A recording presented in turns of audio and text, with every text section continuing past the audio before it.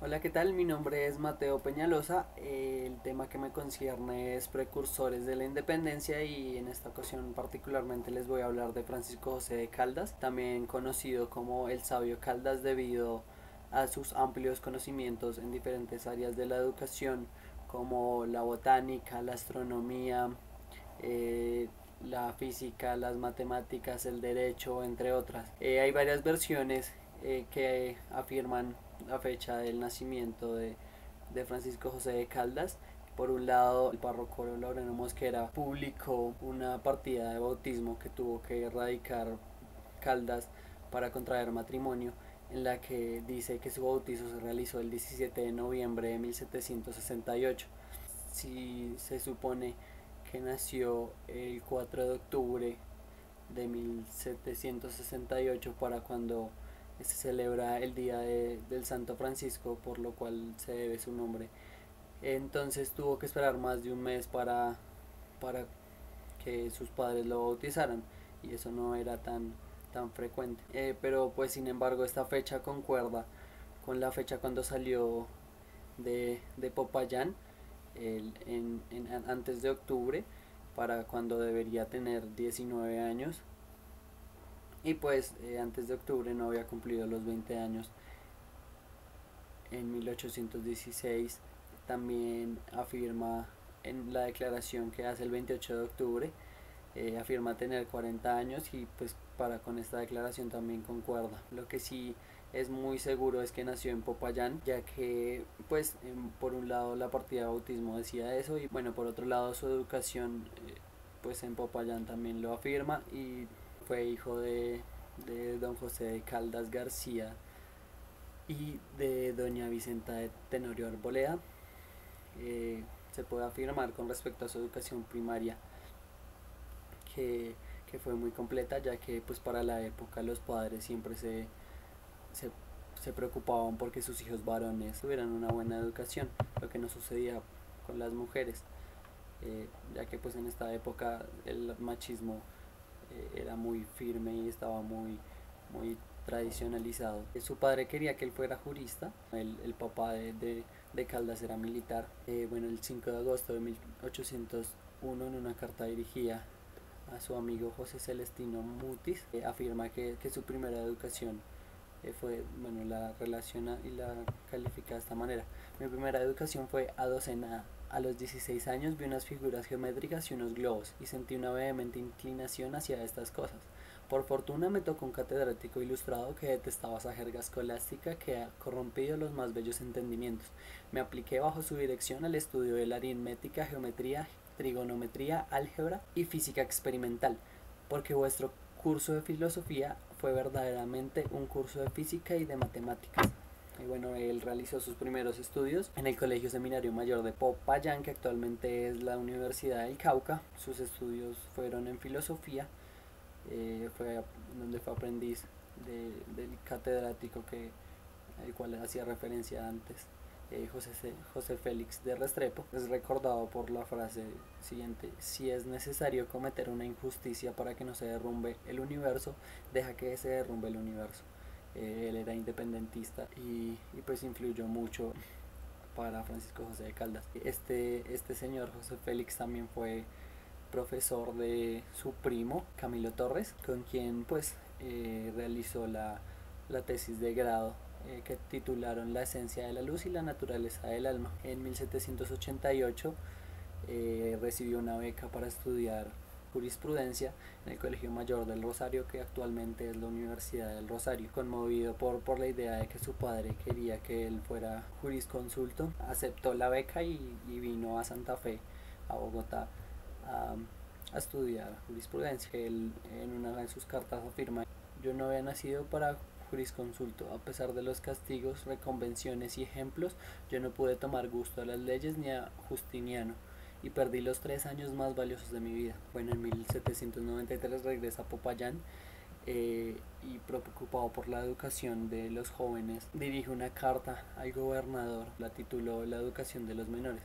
y en esta manifiesta el interés por una educación pública para los jóvenes, que no tenga distinción de clase ni de sexo. Se dedicó a comerciar a los negocios originales de su familia, debido a que pues su familia estaba atravesando una situación económica demasiado paupérrima. Mientras iba atravesando caminos, él hacía estudios geográficos con su barómetro, con el cual determinó la ubicación geográfica de su ciudad natal, Popayán. Y ya que sus instrumentos para la astronomía eran demasiado paupérrimos, se dedica a fabricarlos él mismo, con los conocimientos de algunos libros que había leído.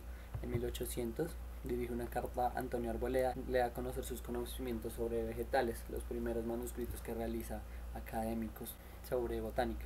En agosto de 1801, Francisco José de Caldas dirige su primera carta a José Celestino Mutis, en la que le hace un recuento de su vida, y Mutis le responde con 2 tubos de barómetro como obsequio. Bueno, viajó a Quito y a partir de eso hizo unos estudios y pues recolectó datos de la botánica en Quito, y dirige un documento llamado Memoria sobre la nivelación de las plantas que se cultivan en la vecindad del Ecuador.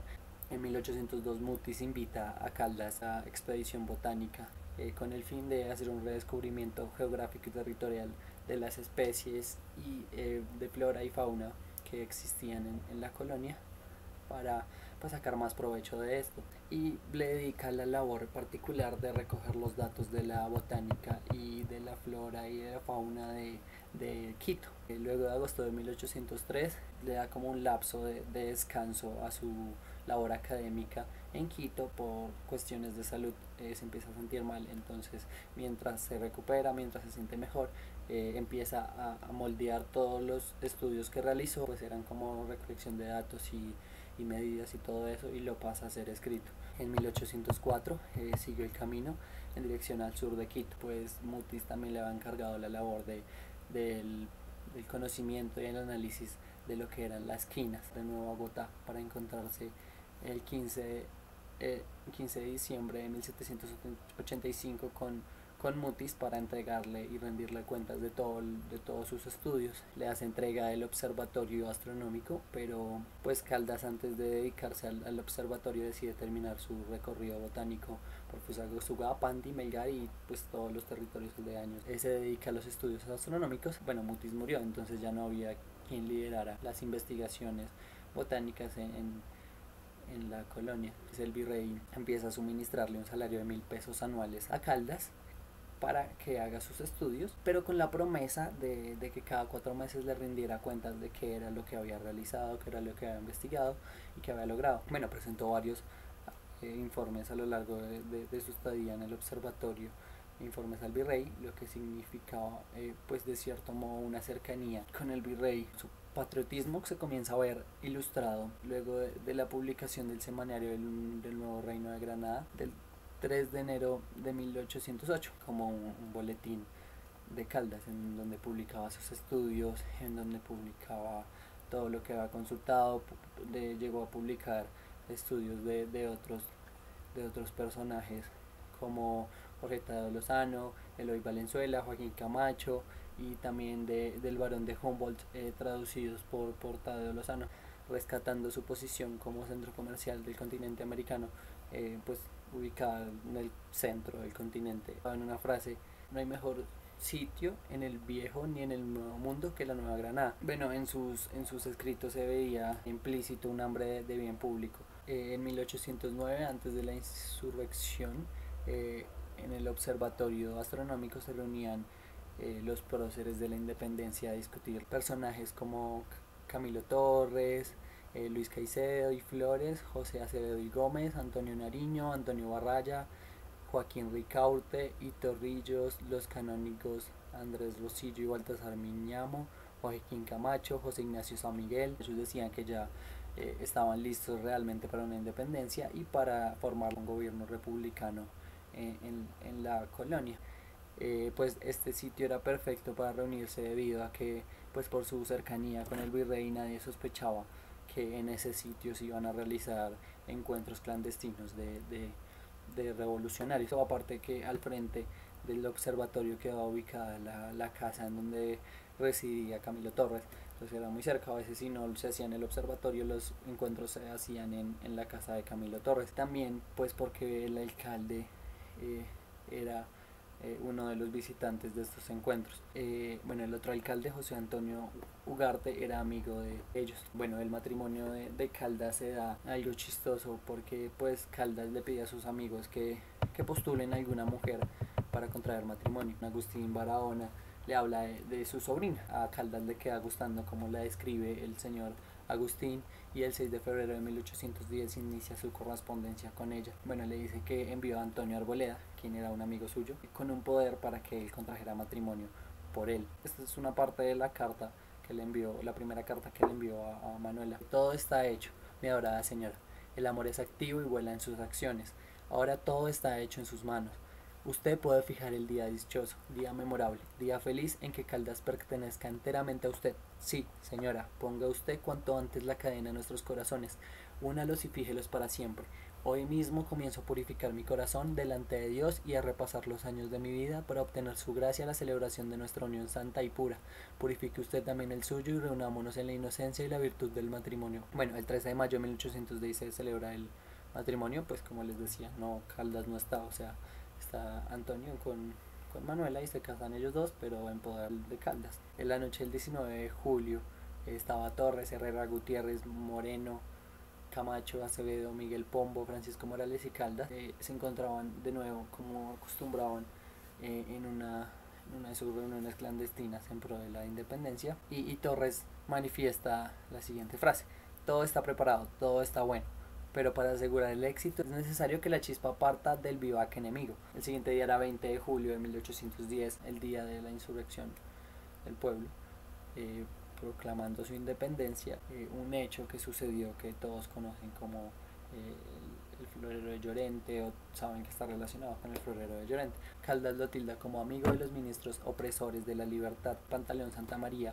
un americano, fue a pedirle prestado un florero a don González de Llorente para decorar la mesa donde cenaría el comisario regio don Antonio Villavicencio. Llorente le responde que con mucha grosería me sé puntos suspensivos en todos los americanos y también en Villavicencio. Bueno, por ahí en eso pasa Caldas y saluda con amabilidad al español, y porque no sabía lo que había pasado. Entonces Francisco Morales lo reprende pues porque saludó al tipo. En esas se arma un motín que se abalanza encima de la tienda de Llorente. Tuvo que salir casi huyendo a esconderse a la casa de Lorenzo Marroquín, que quedaba enseguida. José Moledo intenta pues calmar la situación y evitar funestas consecuencias. Luego de la insurrección popular de 1810, el 20 de julio, fue aceptada la solicitud por la Junta Suprema Gubernativa para hacer públicas las ideas regeneradoras. Caldas empieza a hacer públicas estas ideas a través de lo que se convertiría en el Diario Político de Santa Fe de Bogotá, junto con José Joaquín Camacho. Para esto la Junta Suprema les aprueba un préstamo de 2.000 pesos, el cual tenían que pagar en máximo 6 meses. Este periódico, bueno, ve su luz a finales de agosto de 1810. La última publicación se realiza el 11 de febrero de 1811. En este periódico se publicaban noticias de interés con respecto a todo lo que estaba pasando en la insurrección, para que la gente se informara, y pues sin embargo este siempre tenía un objetivo patriota. O sea, de cierto modo lo que buscaban era que la gente se enterara de las cosas malas que hacían los españoles, para así lograr añadir masas a la idea de revolución. Bueno, para el 5 de septiembre Caldas todavía no conoce a su esposa. Por más que estuviese metido en el Diario Político, también seguía publicando su semanario académico. A partir de ahí se empezó a constituir lo que es el estado de Cundinamarca, que cada vez se expandía más. El 23 de julio nace el primogénito de Caldas. Le va a pedir a su esposa que lo bautice como Leorio María. La carta que le hacía a sus amigos se denota la falta de cordialidad para con el presidente de Cundinamarca actual, quien era Lozano, y quien pues también había publicado algunos de sus estudios en el semanario de Francisco José. Con él trabajó en la expedición botánica y en el observatorio, y él dice que Jorge Tadeo Lozano es un ratero y que siempre quiso acabar con el observatorio astronómico, y con la expedición botánica. En Bogotá el pueblo se proclama en contra del gobierno de Lozano y Lozano, para evitar problemas, renuncia. José María Domínguez, quien es el vicepresidente, también renuncia. Entonces el cargo queda absolutamente libre, pues Nariño es nombrado por el tumulto que estaba allá, pues de forma ilegítima, como él lo creía. Antonio Nariño cita a los representantes nacionales para que su posesión sea legítima. Bueno, eso fue puerta cerrada y no entró el pueblo. La representación nacional lo nombró como presidente del estado de Cundinamarca. Pero entonces él tiene una condición, y es que no se tengan en cuenta todas las cosas que están dentro de la constitución, porque hay unas cosas que no se prestan para la gobernanza de un estado en medio de la revolución, en medio de una guerra de independencia que se estaba dando en esos momentos. Y bueno, el nuevo presidente, Antonio Nariño, promueve un gobierno centralista y todo el virreinato estuviese liderado por el centro, que sería Bogotá y el estado de Cundinamarca, pues ya que él era el presidente y tenía el poder. Las provincias reclamaban independencia del estado de Cundinamarca, ya que no era justo. Si ellos estaban buscando independencia del reino de España, pues no era para que otro llegara a posesionarse como rey o como emperador. Reclamaban un modelo federalista, como sucedía en el gobierno de Estados Unidos, en donde cada estado es soberano y podía regir sus propias leyes basadas en una constitución general. Mientras Nariño es presidente, pues de cierto modo obliga a Caldas a aceptar el cargo como capitán del cuerpo de ingenieros. Este cuerpo de ingenieros se realizó para hacer estudios militares con la artillería con respecto a la fortificación permanente y la campaña de guerra, el ataque y defensa de las plazas, las construcciones militares y la ciencia de guerra. El objetivo de Nariño era anexar todos los territorios aledaños al estado de Cundinamarca, como Mariquita, Neiva, Tunja, Socorro y Pamplona. En esas logró anexar casi la mayoría de los territorios. Una parte de Socorro lo logró convencer, pero la mayoría de Socorro hizo oposición a este anexamiento al estado de Cundinamarca. Luego de hacer oposición, pues Nariño envió algunos soldados a Socorro y pues a partir de eso logró que Socorro también se uniera. Bueno, era muy urgente también dentro de sus planes incluir Tunja. En esa medida, en 1812 Nariño ordena a las tropas lideradas por Barraya, quien era uno de los que asistía a las reuniones independentistas en el observatorio, y lo ordena movilizarse hacia el sur con la excusa de defender los valles del Cúcuta de una aparente invasión de Maracaibo. Tenía la orden también de detenerse en Tunja y disolver lo que era el gobierno de Tunja. Caldas, como era el capitán del cuerpo de ingenieros, también es obligado a ir con esas tropas. Él no quería ir, por un lado, porque era de cierto modo federalista de corazón, porque él no había nacido en Bogotá sino en Popayán. Entonces Popayán iba siendo una provincia más de lo que era Nueva Granada. Entonces él no estaba de acuerdo con que hiciera parte del estado de Cundinamarca. También porque pues su matrimonio, también su paternidad era muy reciente, entonces no quería ir a luchar. Juan Nepomuceno Niño era el gobernador de Tunja. Entonces él y otros importantes habitantes de Tunja se opusieron a la disolución del gobierno de Tunja, y Baraya lo que hizo fue movilizarse a Sogamoso y posesionarse de Sogamoso. En Sogamoso sí logra imponer el gobierno centralista. Caldas, a partir de eso, también sigue anotando manuscritos y estudios de todo lo que ve, de todo lo que logra conocer en medio de eso, y pues de sus estudios militares que empieza. Bueno, el 28 de marzo remite un manuscrito dirigido a don Benedicto Domínguez, en el que describe la parte norte de Santa Fe. Entonces en abril de 1812 él escribe una carta a su amigo Arboleda, en la que describe a Nariño así: quien no quiere sino dividir para reinar, este a quien engaños hemos llamado mártir de la libertad, no es otra cosa que un tirano disfrazado. Teme la opinión pública, no teme la alarma, sino la rabia de las provincias y el furor de todos los hombres de bien. De cierto modo, creo que fue muy hipócrita la actitud crítica de Francisco José de Caldas. Lo que hacía era, como por debajo de cuerda, hablar mal de Antonio Nariño. Critica que Nariño pues despoje de su poder a los gobernantes de las provincias, siendo que su lucha era en busca de una independencia y una libertad. Pierde el sentido la lucha independentista con esas actitudes centralistas y totalitarias de Antonio Nariño. Bueno, Caldas, en pro de callar su hipocresía, logra convencer al ejército, a las tropas, junto con Barraya, para que se rebelen contra las órdenes de Antonio Nariño. Entonces en esas convoca a sus oficiales y decide colaborar con la instalación del cuerpo soberano. Se ponían al amparo del gobierno de Tunja y desconocerían las órdenes del presidente de Cundinamarca. Francisco de Paula Santander firma como secretario del acuerdo de la tropa. Nariño reúne la representación creada por la Constitución de Estado al verse traicionado por Caldas y por Barraya, y pues les impone que hay un peligro del estado de Cundinamarca, porque Tunja tenía muchas fuerzas militares. Esta representación de la Constitución de Estado le otorga las características y las facultades de un dictador. Reúne 800 hombres, envía a otros cuantos a auxiliar el socorro. Los diputados estaban reunidos en Ibagué y a sabiendas del peligro de la guerra civil envían como una comisión de paz, de la cual hacía parte Camilo Torres, a Tunja para que hagan una conciliación entre los dos ejércitos. Esta comisión resultó inútil porque Nariño estaba reclamando un gobierno centralista y el gobierno de Tunja estaba reclamando la liberación de los pueblos que se habían tomado a la fuerza el gobierno centralista de Nariño. Y también Nariño alegaba que Baraya se había apoderado de la tropa, no se pudo llegar a ningún acuerdo. Nariño decide aprisionar a la esposa de Francisco de Caldas, a Manuelita Barahona. El 25 de junio lidera él mismo una tropa para tomarse Tunja, y lo consigue debido a que el gobernador se había marchado a Santa Rosa y Barraya se había marchado a Sogamoso a lograr una insurrección del pueblo. Al verse apurado, Nariño cita al gobernador de Tunja para que pudieran dialogar.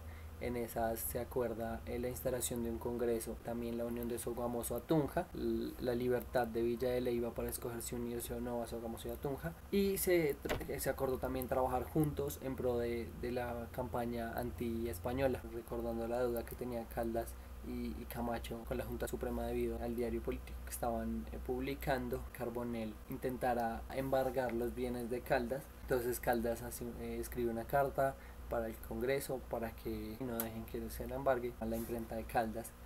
Entonces pues el Congreso la reclama pero en favor de ellos, pero la idea no era esa, sino que se siguiera utilizando pero que no se la llevasen. El 24 de agosto de 1812 Caldas le escribe a Manuela y le ruega el cuidado de su nueva hija y le avisa que le había enviado un peón con dinero y algunas cartas para sus amigos, pero que el peón no había aparecido y se había robado el dinero. Entonces en septiembre le escribe otra carta porque su esposa había perdido al bebé. Entonces él le escribe una carta diciéndole que no se preocupe, que es mejor que ella esté en el reino de la paz, que va a estar mucho mejor allá que en esta tierra, pues generando odios por ser hija de Caldas, quien era, como él se define, un ciudadano libre. Él dice como cuando el pobre lava la camisa llueve. Entonces eso en pro de explicar que realmente su desgracia estaba ahí creciendo cada vez más y que el poco dinero que tenía lo enviaba a su esposa y se lo robaban. El 4 de octubre de 1812 se instaló el Congreso de las Provincias Unidas de la Nueva Granada en Villa de Leyva. A través de una carta este Congreso exige la liberación de Manuelita, quien seguía en la cárcel, y también la liberación de la mujer de Francisco Ugarte.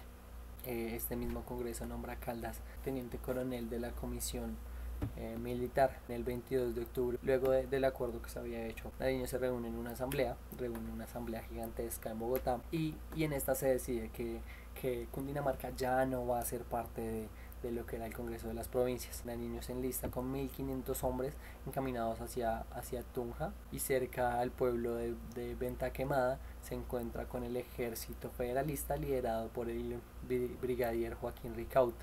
Luego de 2 horas de combate, Nariño en cierto modo se rinde y regresa a Bogotá porque pues había perdido mucha gente. Lo que hace es fortificar las entradas a la ciudad y pone algunas tropas en el cerro de Monserrate. Nariño le escribe a Caldas, a Barraya y a otros amigos suyos que venían hacia Santa Fe, querían apoderarse de Santa Fe y derrocar el gobierno de Nariño. Nariño les escribe a ellos para que hagan un acuerdo, para que concilien, pero ya era la segunda vez que intentaban conciliar y que Nariño había resultado traidor. Entonces Barraya le responde muy groseramente que tiene que rendir su ciudad y que tenía que esperar clemencia ahí adentro, pero no que iban a llegar a ningún acuerdo porque ya sabían que Nariño no era serio. Pero esta vez sí, pues se nota que sí quería ser serio porque estaba realmente asustado por la derrota en la batalla que habían perdido. Entonces Barraya le dice que si no se rinde pues él va a entrar en la ciudad a punta de fuego y sangre. El temor pues engendrado de este va a terminar repercutiendo en que Nariño aumente sus defensas, y cuando llega el 9 de enero de 1803 en la batalla de San Victorino y San Diego, los centralistas logran vencer y lograron tomar rehenes al gobernador de Tunja, era Francisco de Pablo Santander, a Urdaneta, algunos fusiles y artillería. Nariño le decía: ustedes se tienen que regir al gobierno centralista. El gobernador interino de Tunja, José María Castillo y Rada, se tuvo que someter a mantener la paz con el jefe centralista Nariño. Se rinden en pro de la devolución de los rehenes. Caldas huye a Antioquia para evitar persecuciones por parte del jefe centralista Nariño. Allá es bienvenido por el dictador Juan del Corral y empieza a servir para Antioquia en estudios militares. Tuvo que edificar algunas fortificaciones para evitar que los españoles invadieran de nuevo lo que era la región antioqueña. Luego de la muerte del dictador, Caldas sigue trabajando para Antioquia, inaugura el curso militar del Cuerpo de Ingenieros de la República, luego escribe un manuscrito que se titula Lecciones de Fortificación y Arquitectura Militar dictadas en la Academia de Ingenieros de Medellín por el coronel ingeniero Francisco José de Caldas, de principios de octubre de 1814 a mediados de 1815.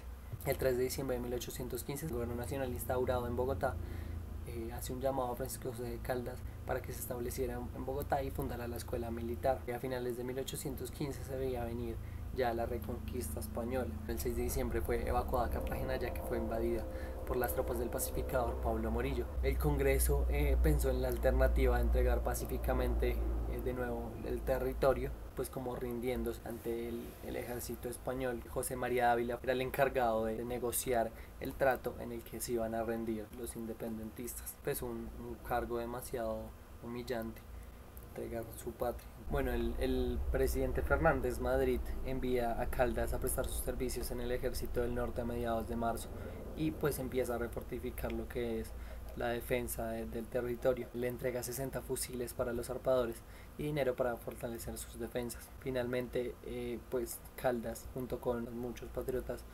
huyen, algunos hacia a los llanos orientales, otros como Caldas huyen hacia el sur. El 6 de mayo de 1816, tras la jornada de Cachiri, los ejércitos españoles logran invadir de nuevo y posesionarse de lo que era Bogotá. Caldas se va para Popayán, que todavía sigue siendo una ciudad libre, hasta el 29 de junio, que pues logra el ejército español posesionar Popayán. Fue arrestado en la hacienda Paispamba junto con otros patriotas. En esa hacienda se escondían del ejército español por el jefe patiano Simón Muñoz. Este le ofreció que pasara a Quito para que allí fuera juzgado por un gobernador, el señor Toribio Montes. El jefe militar que lo arrestó lo caracteriza como un gobernador con principios humanísticos. Entonces en ese sentido pues iba a poder salvar su vida si se iba para Quito, pero Caldas no acepta, porque pues sus compañeros no iban a tener la misma suerte, sino que iba a ser él solo. Entonces se rehúsa a pasar a Quito, es traído a Bogotá y es juzgado en el Congreso de Guerra. Bueno, con ese acto demuestra una valentía grandísima y una lealtad absoluta a lo que era el sentido patriótico, pero pues esa lealtad y esa valentía se desmorona en absoluto cuando dirige una carta el 22 de octubre al señor Pascual Enrile, en el cual suplica que se respete su vida. Él se arrepiente de haber hecho parte de la desastrosa revolución y dice que su participación fue solo moderada, que él nunca persiguió a un español. Él dice que tampoco fue funcionario nunca y que nunca participó en algún ejército contra el rey, pero pues sus ejércitos eran independentistas, entonces obviamente iban a estar en contra del rey. Para defenderse usa los reconocimientos que el señor Mutis le hacía a él por sus trabajos y le rinde pleitesía al señor Pascual. Se postula como esclavo, por decirlo así, su conocimiento va a ser esclavo del reino español. Muchos historiadores dicen que lo que le responde Pascual Enrile es que España no necesita sabios. En esas Francisco José de Caldas fue juzgado en el Consejo de Guerra el 28 de octubre y condenado a muerte. Esta fue la vida de un prócer de independencia que tenía mucho de sabio y poco de leal y valiente.